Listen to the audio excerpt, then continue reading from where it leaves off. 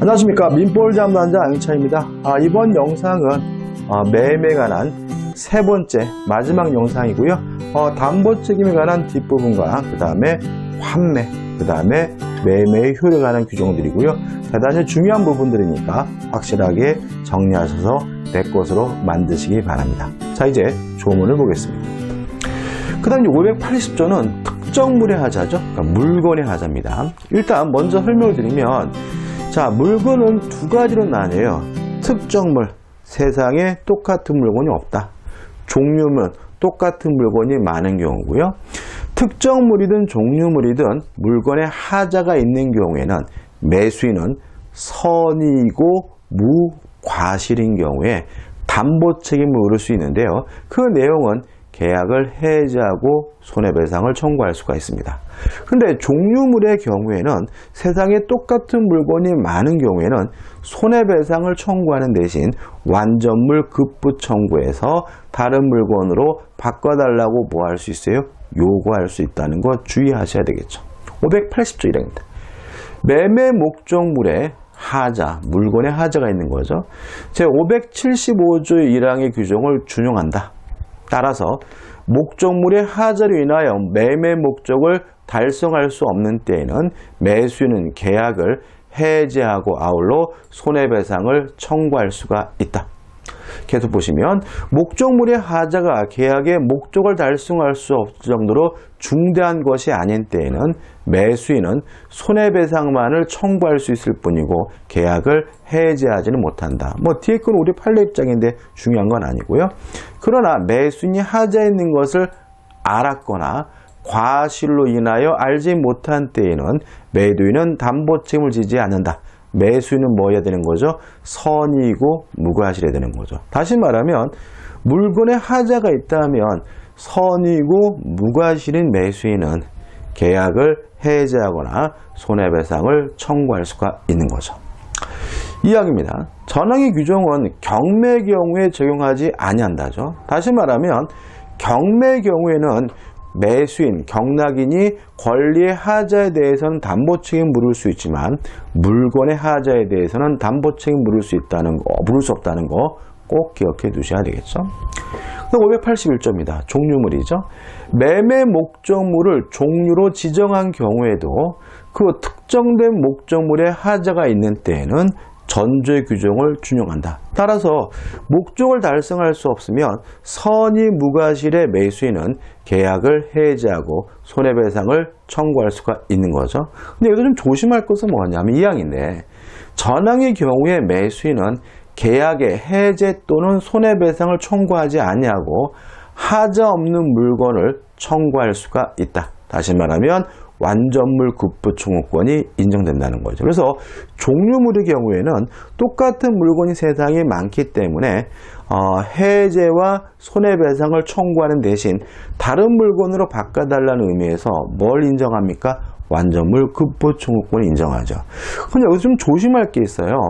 자, 우리가 매도인의 담보 책임에서 보수 청구권은 없어요. 수리해달라고 요구하는 건 없다고요. 다시 말하면 물건의 하자가 있으면 해제하거나 손해배상을 청구하고, 또 종류물의 경우에는 완전물 급부 청구권 인정하지만 법적으로는 수리해달라고 요구하는 보수 청구권은 인정되지 않고 있다는 거 주의하시기 바랍니다. 그 다음 582조죠.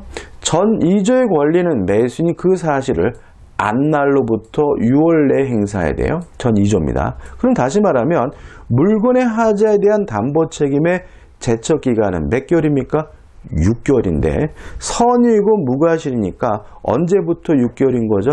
안날로부터 6개월이 되겠죠. 그 다음에 578조죠.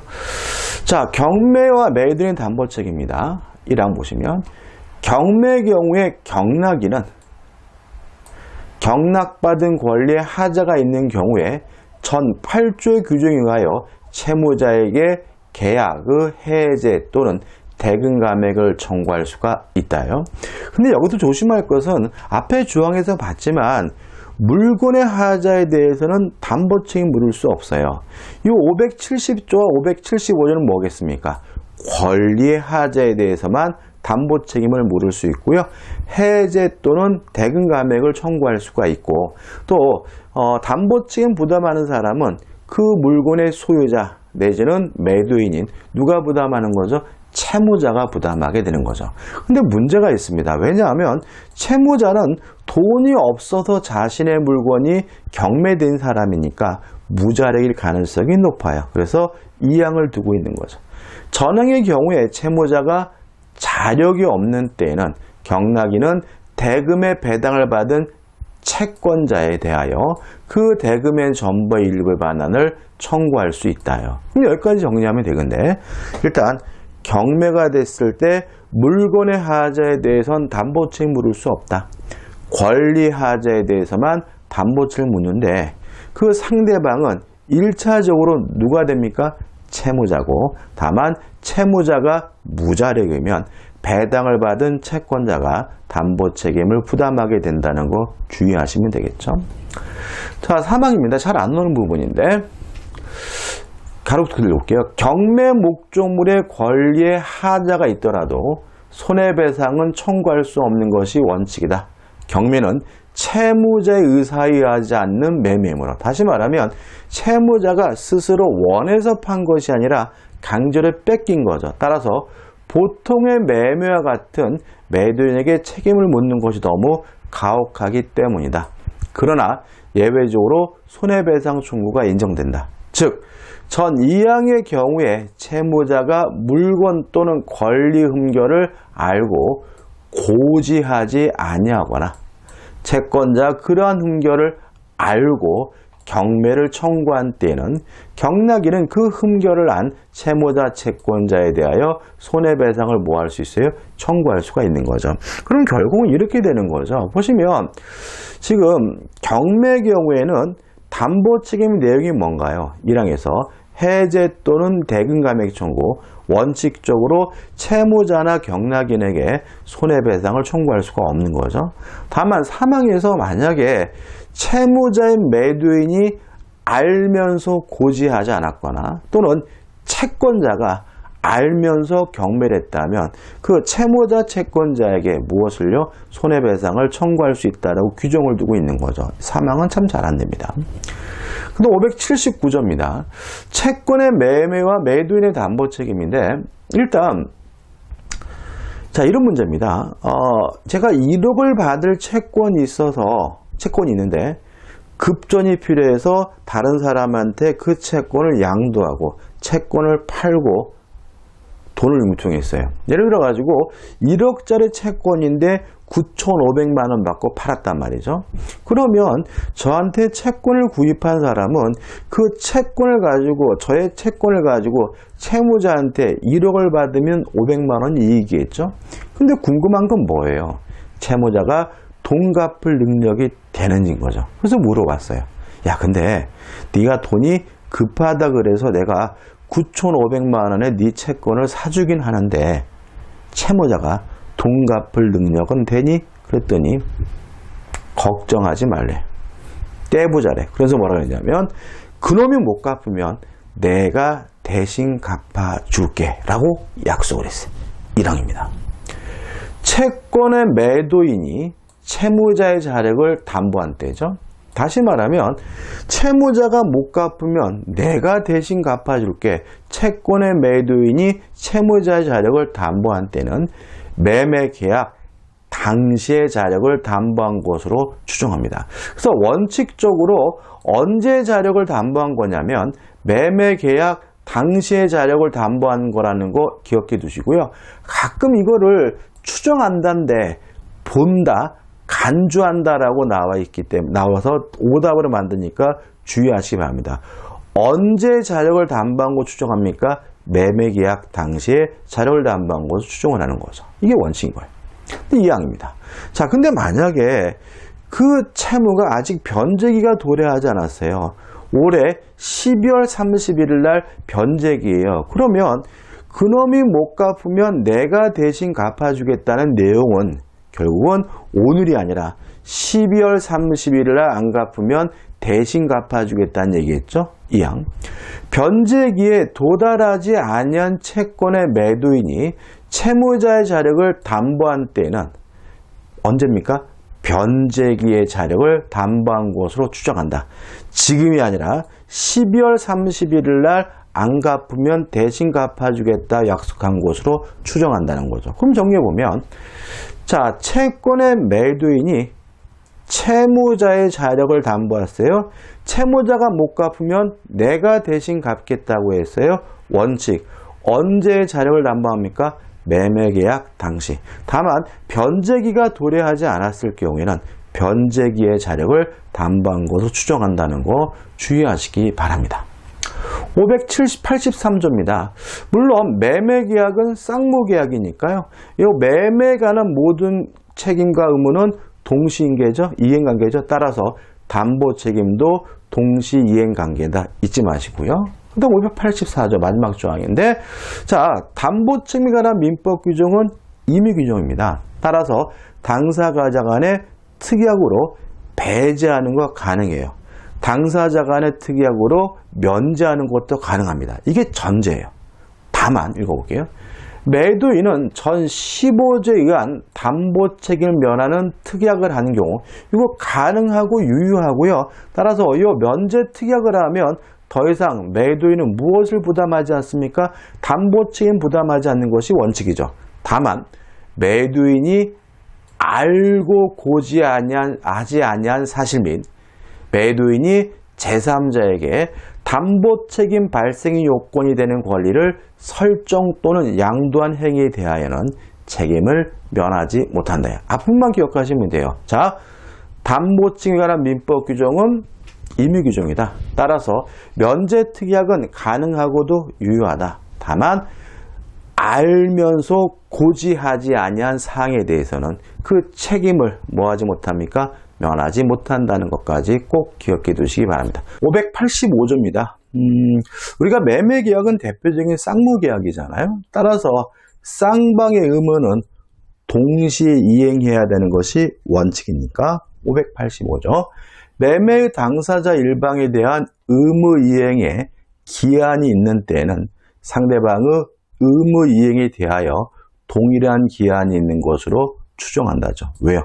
쌍방 의무는 동시 이행해야 되는 것이 원칙이니까요. 그 다음 586조죠. 대금 지급 장소인데, 자, 우리 민법 원칙적으로 지참 채무예요. 그래서 갖다 줘야 되는 것이 원칙이니까 매매 대금도 매수인이 매도인에게 갖다 줘야 됩니다. 따라서 대금 지급 장소는 원칙적으로 매도인의 주소지예요. 항상 그러느냐? 586조.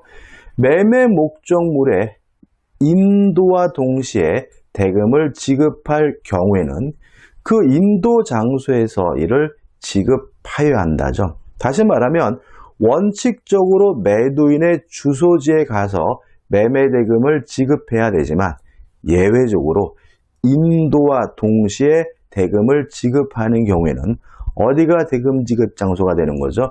인도 장소가 대금 지급 장소가 되는 거죠. 그 587조입니다.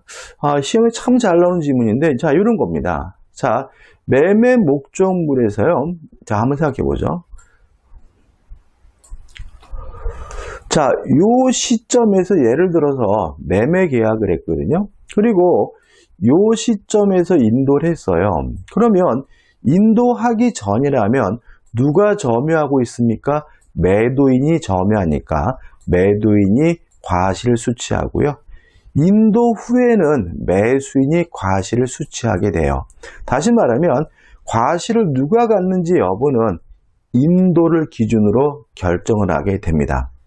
다만 우리 판례에 따른다면 인도 받기 전에 매수인이 대금 지급을 완납했다면 그때는 매수인이 과실을 수취하게 돼요. 다시 말하면 매수인이 과실을 수취하려면 인도를 받든지 아니면 대금 지급을 완납해야 비로소 과실을 갖게 되는 거고요. 그 다음에 또 하나 추가할 것은 대금에 대한 이자거든요. 자, 인도 전에 매도인이 과실을 수취하는 대신 대금에 대해서 이자를 매도인이 청구할 수는 없습니다.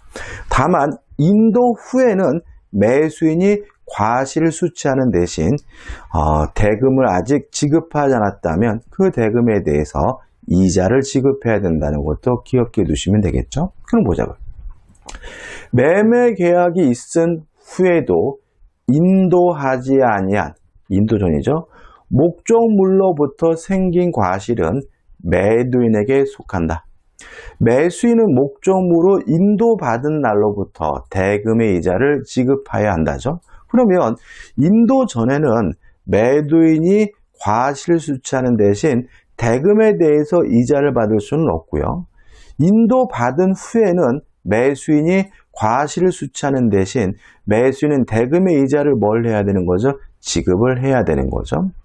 단서는 당연하죠. 그러나 대금의 지급에 대하여 기한이 있는 때에는 그러하지 아니한다는 말은 그때는 이자를 지급할 필요는 없다는 거죠. 기한이 도래하기 전이라면. 그 다음에 마지막으로 우리 판례에 따른다면 인도받기 전이라도 매수인이 대금 지급을 완납하면 그때부터 매수인이 과실을 갖는다.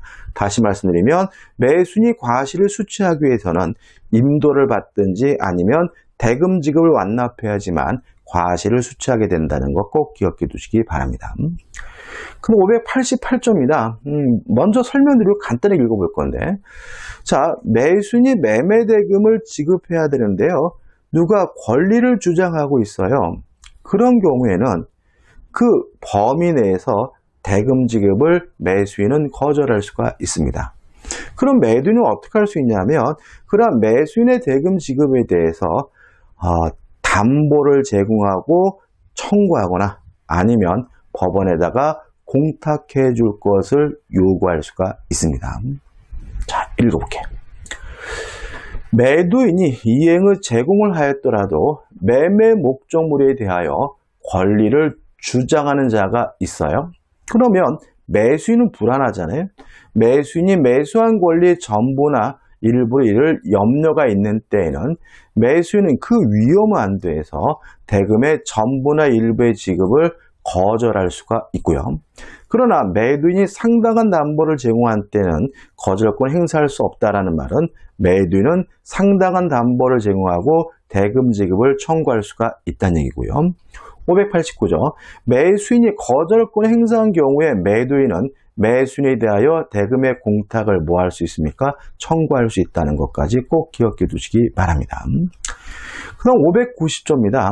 일단 590조부터 이제 환매에 관한 규정들이 나오고 있는데요. 일단 1항은 너무나 당연한 거죠. 매도인이 매매 계약과 동시에 환매할 권리를 보류한 때는 그 영수한 대금이 매수인이 부담한 매매 비용을 반환하고 그 목적물을 환매할 수가 있어요. 여기서 키가 되고 중요한 것은 뭐냐면 동시에라는 말입니다. 자, 우리 민법에 따른다면 환매 특약은 반드시 동시에 해야 돼요. 매매 계약과 환매 특약은 동시에 해야 되고요. 만약에 매매 계약 따로 하고 환매 특약 따로 하는 것은 허용되지 않는다는 거 주의하시기 바라고요. 그뿐만 아니라 부동산의 경우에는 매매 계약에 관한 이전 등기와 환매에 관한 부기 등기도 동시에 해야 됩니다. 만약에 이전 등기를 먼저 하고 나중에 환매에 관한 부기 등기를 신청하게 되면 등기관이 그 등기 신청을 각하하게 되는 거죠. 그럼 우리 수험적으로 계약도 동시에 해야 되고 등기도 어떻게 해요? 동시에 해야 된다. 2항. 전항의 환매 대금에 관하여 특별한 약정이 있으면 그 약정이 한다. 특별한 건 없죠. 3항. 전 2항의 경우에 목적물의 과실과 대금의 이자는 특별한 약정이 없으니 이를 상기한 것으로 본다. 이것도 뭐 특별한 건 아닙니다. 그리고 중요한 것은 동시에 된다. 계약도 동시에 하고 등기도 동시에 하는 거죠. 그 다음에 환매 관해서 그래도 중요한 것은 뭐냐면 591조입니다. 자, 환매 기간에 제한이 있어요. 부동산은 5년, 동산은 3년을 초과하지 못하고요. 넘으면 그 기간만큼 단축돼요. 중요한 것은 연장도 금지되어 있다는 거 꼭 기억해 두셔야죠. 그래서 이 환매에 대해서는 이 591조가 제일 중요하다라고 생각하시고 기억하시면 돼요. 1항 환매 기간은 부동산은 5년, 동사는 3년을 넘지 못한다. 약정 기간이 이를 넘은 때에는 부동산은 5년, 동사는 3년으로 단축한다. 2항 환매 기간을 정한 때에는 다시 이를 뭐하지 못하죠? 연장하지도 못한다. 꼭 기억해 두셔야 됩니다. 3항 환매 기간을 정하지 아니한 때 그 기간은 부동산은 5년, 동사는 3년으로 한다죠. 그 다음에 592점 설명드렸죠? 등기도 뭐 해야 됩니까? 동시에 해야 되는데 등기를 해야지만 이러한 환매권을 가지고 제3자에게 뭐 할 수 있죠? 대항할 수가 있는 거죠. 592점입니다. 매매 목적물이 부동산인 경우에 매매 등기와 동시에 환매권의 보류를 등기한 때는 제3자에 대하여 효력이 있다. 등기해야 제3자에게 대항할 수 있음을 주의하시기 바랍니다. 그럼 594조입니다. 자, 이 환매에 대해서 다른 규정이 또 있어요. 있는데 제가 빼버렸습니다. 다시 말하면 여기 없는 환매 관한 규정은 볼 필요가 없다는 거 말씀드리고요. 594조까지만 기억하시면 돼요. 1항 매도인은 기간 내 대금과 매매 비용을 매수인에게 제공하지 아니하면 환매할 권리를 잃는다. 2항 매수인이나 전득자가 목적물에 대하여 비용을 지출한 때에는 매도인은 203조의 규정에 하여 이를 상환하여야 한다. 큰 의미는 없습니다. 그러나 유익비에 대하여는 법원이 매도인의 청구에 상당한 상환기간을 뭐 할 수 있죠? 허용할 수가 있네요. 다시 말하면 비용상환 청구권 인정된다 정도고 뭐 특별한 의미는 없습니다. 자, 이번 영상은 여기까지고요. 다음 영상에서 임대차에 관한 영상을 들어가도록 하겠습니다. 고맙습니다.